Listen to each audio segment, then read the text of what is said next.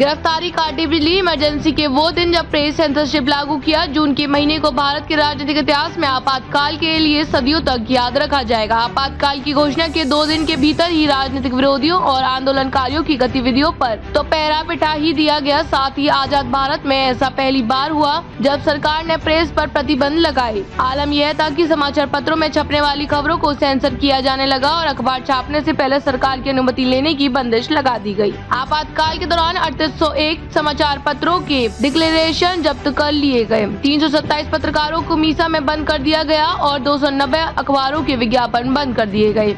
हालात इस कदर बिगड़े कि टाइम और गार्जियन अखबारों के समाचार प्रतिनिधियों को भारत से जाने के लिए कह दिया गया। राइटर्स सहित अन्य एजेंसियों के टेलीकट्स और टेलीफोन काट दिए गए। 28 जून 1975 को भारत में आपातकाल के दौरान सरकार विरोधी प्रदर्शनों की पृष्ठभूमि में केंद्र ने स्वतंत्रता के बाद सबसे कठोर प्रेस सेंसरशिप लागू किया।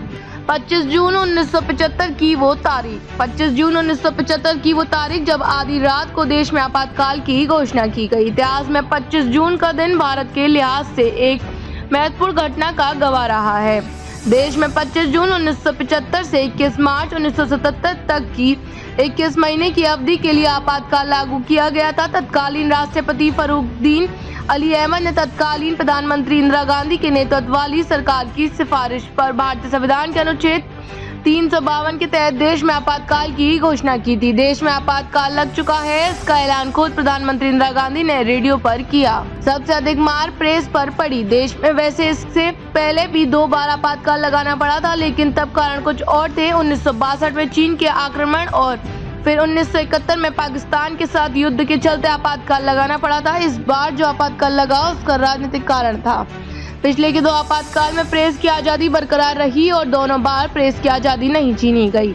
लेकिन 25-26 जून की आधी रात का जो पूरे देश में इमरजेंसी लगाई गई, उसमें कुछ अलग ही नज़ारा देखने को मिला। इस आपातकाल में कई सारी पाबंदियां लगा दी गई और इसके अधिक मार प्रेस पर ही पड़ी। बिजली लाइन काट दी गई। कुलदीप नैयर समेत देश के कई पत्रकारों को गिरफ्तार कर लिया गया। 50 से अधिक पत्रकारों को कैमरामैन की मान्यता रद्द कर दी गई। प्रेस काउंसिल ऑफ इंडिया को भंग कर दिया गया। उस दौर में प्रमुख अखबारों के ऑफिस दिल्ली के बहादुर शाह जफर मार्ग पर थे। वहां की बिजली लाइन काट दी गई, जिसका नतीजा हुआ कि अखबार प्रकाशित नहीं हो सके। कई खबर जो छपे उनको जब्त कर लिया गया। न्यूज़पेपर के ऑफिस में अधिकारियों की तैनाती कर दी गई। उनकी बिना इजाजत राजनीतिक खबरों को छापने की मंजूरी नहीं थी। कुछ अखबारों में सेंसरशिप के विरोध में संपादकीय स्थान को खाली छोड़ा गया।